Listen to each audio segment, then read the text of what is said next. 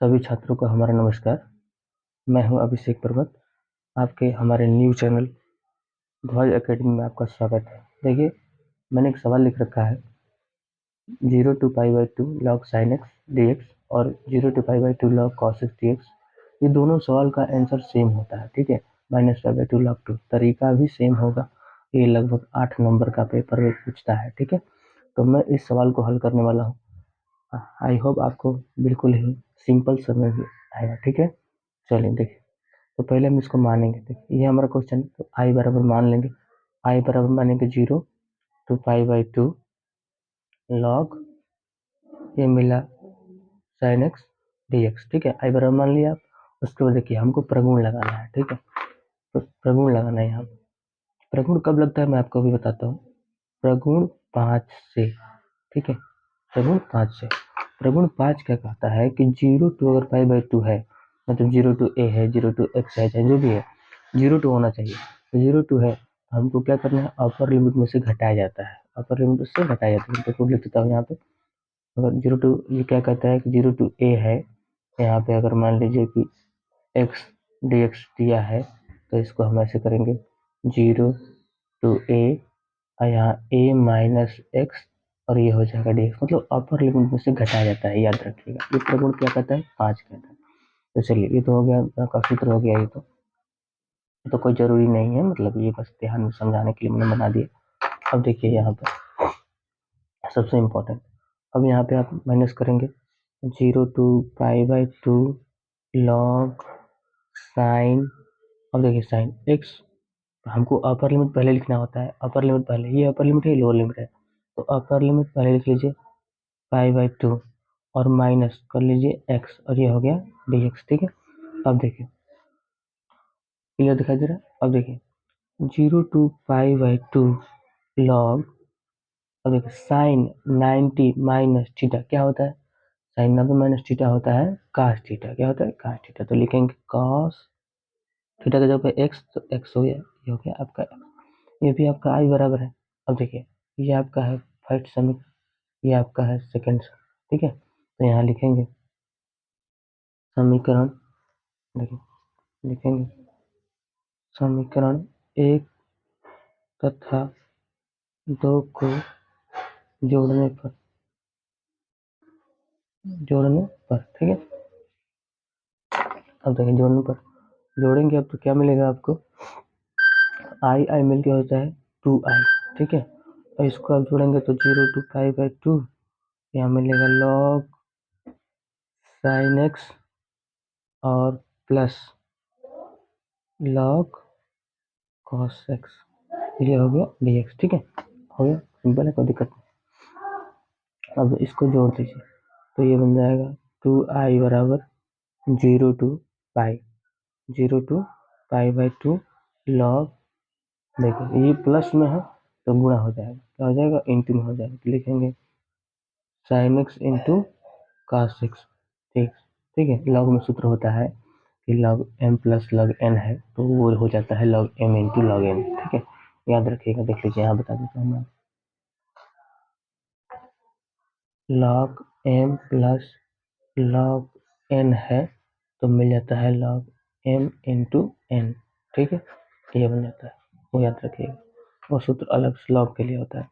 अब देखिए 2i बराबर, 2i बराबर, यहाँ आप देख पा रहे हैं, यहाँ पर इंटू में है ना, मतलब साइन इंटू कास है, ठीक है। तो इंटू में सूत्र एक ही होता है, साइन 2x का। साइन 2x का फॉर्मूला क्या होता है, तो साइन 2x का फॉर्मूला होता है 2 sine x into cos x, ये होता है सूत्र, ये वाला देख लीजिए। साइन 2x का फॉर्मूला होता है 2 sine x into cos x. यहाँ पर इंटू मिल रहा है कि नहीं मिल रहा है, हमें क्या नहीं मिल रहा है यहाँ पे, 2। तो यहाँ पे 2 लाने के लिए क्या करेंगे, तो सिंपली 2 से गुणा 2 से भाग कर देंगे। तो मैं यहाँ कर देता हूँ 2 से गुणा और 2 से भाग, ठीक है, कर दिया। अब देखें सूत्र मिल जाएगा 0 to π/2 लॉग, अब देखो ऊपर क्या फॉर्मूला है, तो ऊपर फॉर्मूला है साइन 2x और नीचे क्या है 2, ये मिल गया आपको dx, सिंपल, कोई दिक्कत नहीं। अब यहाँ देखिए, अब सिंपली में लॉग का एक और सूत्र होता है, मैं आपको बता दूँ। लॉग में लॉग में एक और सूत्र होता है कि लॉग अगर अगर मान लीजिए कि log m minus log n है तो ये सूत्र बनता है लॉग m बाई n का। देखिए अगर बटा में है तो माइनस लगेगा और गुणा में है तो प्लस लगेगा। देखिए यहाँ पर गुणा में था, यहाँ पर प्लस में था तो मैंने गुणा में कर दिया, और यहाँ पर बटा में है तो हम किस में लिखेंगे, माइनस में। ठीक है, तो बना लीजिए, लिखेंगे 2i बराबर 0 to π/2 log sine 2x minus log 2, ये मिल गया dx। ठीक है, अब देखिए ये चीज जो है ये इसके लिए भी है, ऐसा थोड़ी है कि मतलब ये केवल इसके लिए है, नहीं, ये चीज सबके लिए है, यहाँ भी आएगा। ठीक है, तो यहाँ पर भी आप बना सकते हैं, इसमें कोई आपको दिक्कत नहीं होगा, बन गया यहाँ पर भी। अब देखिए 2i बराबर, यहाँ पर आप ध्यान से देखेंगे तो दिया हुआ है 0 to π/2 लॉग साइन 2x। हमको यहाँ पर t मानना होता है। ठीक है, हम इस साइन 2x को t मानेंगे। ठीक, साइन 2x को t नहीं, केवल इसको t मानेंगे, तो मानेंगे 2x बराबर t। यहाँ लिखेंगे कि माना 2x बराबर कितना, इसको काट दीजिए, माना 2x बराबर कितना, t। अब देखिए, अब हल करेंगे इसको। आप कभी भी आप टी मानते हैं तो उसका क्या करना पड़ता है, अवकलन करना पड़ता है। तो अवकलन करेंगे तो बताइए, ये हो जाएगा 2 dx बराबर dt। हो गया कि नहीं हो गया? अब बताइए, तो dx बराबर क्या लिखेंगे, 1/2 dt। क्लियर है, कोई दिक्कत नहीं। अब देखिए, कभी भी अपर लिमिट और लोअर लिमिट अगर दिया हो तो उसको हम चेंज भी करते हैं। ठीक है, तो यहाँ लिखेंगे जब जब x बराबर क्या, π/2, मतलब एक बार अपर लिमिट रखने पर, एक बार लोअर लिमिट रखने पर। ठीक है, तो जब x बराबर π/2 देन t इक्वल टू क्या होगा बताइए। तो अगर यहाँ पर π/2 रखेंगे आप तो 2 से 2 खत्म हो जाएगा। देख लीजिए, मैं दिखा देता हूँ यहाँ पर 2 मल्टीप्लाई π/2 बराबर t, तो इसे खत्म, यानी t बराबर क्या बचा, पाई। तो लिखेंगे t बराबर क्या होगा, पाई। उसके बाद फिर लिखेंगे जब x इक्वल टू 0, तो t बराबर क्या हो जाएगा, 0 ही हो जाएगा। देखिए 0 रखेंगे तो t का मान 0 ही मिलेगा, कोई दिक्कत नहीं। देख लीजिए, 2 मल्टीप्लाई 0 इक्वल टू टी, तो t इक्वल टू क्या मिला, 0, कोई दिक्कत नहीं, समझ में आ गया। अब यहाँ देखिए, तो ये भी मिल गया, ये भी मिल गया। अब देखिए 2i बराबर, यहाँ देखिए 0 to, अब पाई रखेंगे, 0 to पाई। क्लियर है, 0 to पाई रखेंगे। अब यहाँ 0 to पाई रखने के बाद आपको रखना है लॉग साइन टी, कोई दिक्कत नहीं, और ये हो गया आपका टी टी, समझ में आ गया। अब माइनस 0 to π/2 लॉग 2 dx, कोई दिक्कत नहीं, ये तो आपका dx ही रहेगा। अब यहाँ आएगी, तो अब देखिए यहाँ समझने का दिक्कत ये है, इस सवाल में कभी भी ऐसा क्वेश्चन है ना, मैं इस सवाल क्यों बता रहा हूँ, ये बहुत इंपॉर्टेंट सवाल है।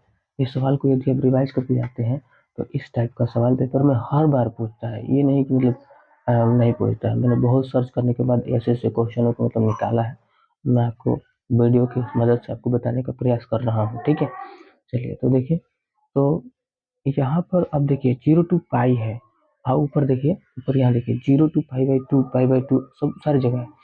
तो कहने का अर्थ ये है कि इसको भी हमें 0 to π/2 बनाना है। एक चीज यहाँ छूट रहा है, देखिए ना, ये 1/2 है ना यार, तो ये 1/2 आएगा तो ये बाहर आ जाता है। ठीक है, ध्यान रहे, ठीक है, भूलना नहीं है, ये बाहर आ जाएगा।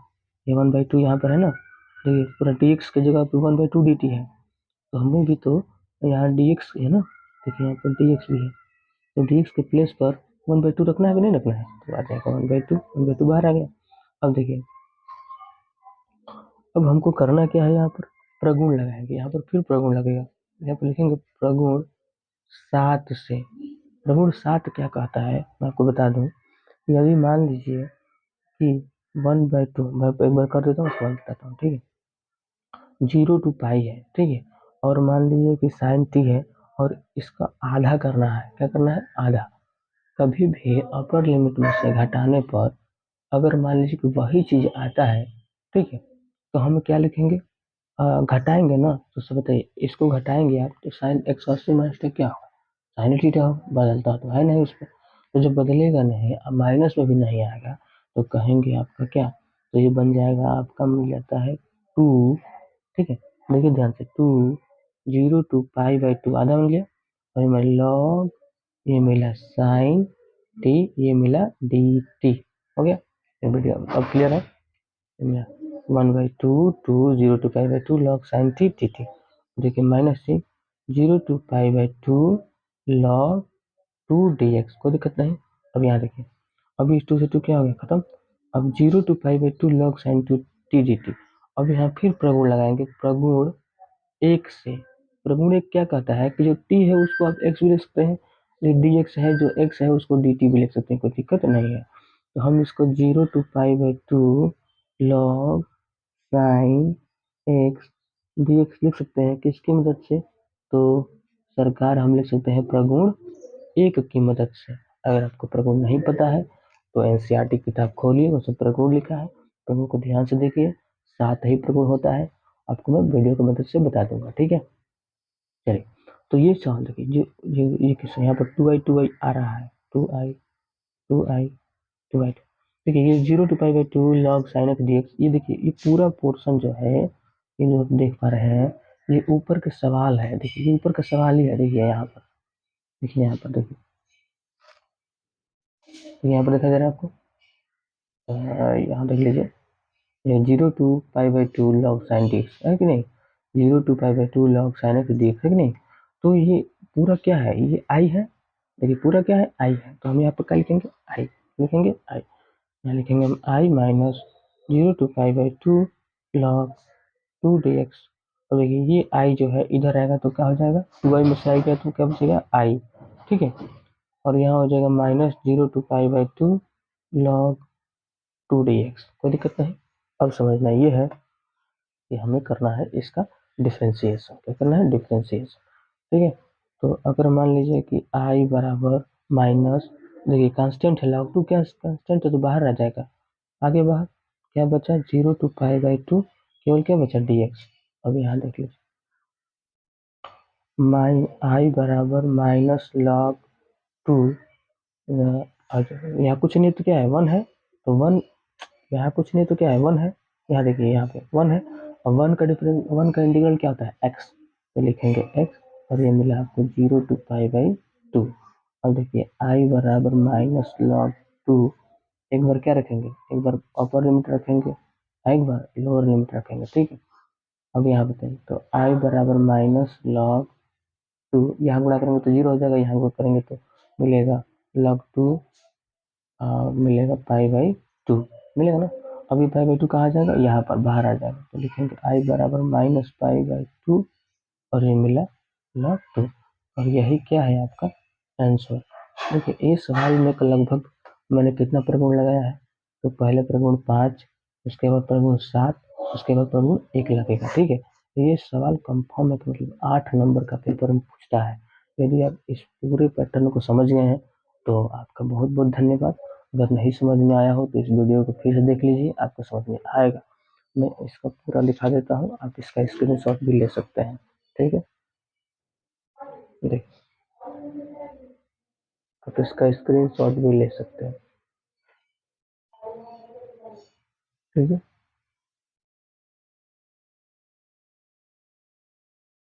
स्क्रीन शो कर देता हूँ मैं।